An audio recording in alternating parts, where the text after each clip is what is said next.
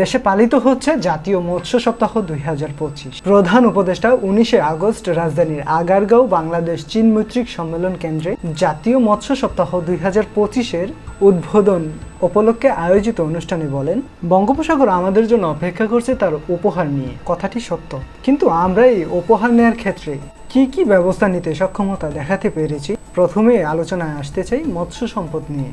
বঙ্গোপসাগরে রয়েছে অফুরন্ত মৎস্য সম্পদ। এর মধ্যে উল্লেখযোগ্য ইলিশ মাছ। ইলিশ মাছ জেনেটিক কারণে জন্মস্থানে ফিরে আসে এবং দলবদ্ধভাবে চলাফেরা করে। জেনেটিক কারণে ডিম পাড়তে ফিরে আসে জন্মস্থানে। ঝাঁকে ঝাঁকে ইলিশ তীব্র গতিতে যখন দেশের নদ নদীতে প্রবেশ করে তখন বাধাপ্রাপ্ত হলে ফিরে যায়। বাধাপ্রাপ্ত হওয়ার অন্যতম কারণ অস্থায়ী চর। মাছের অভয়াশ্রম হিসেবে চিহ্নিত জায়গাসমূহের ড্রেজিং যথাসময়ে সম্পূর্ণ না করা হলে ইলিশের স্বল্পতা ক্রমান্বয়ে বৃদ্ধি পাবে। নদ নদীগুলোর দূষণ ও দখল আমাদের কারণেই হয়ে থাকে। আমরা কি পারি না একটু সচেতন হতে?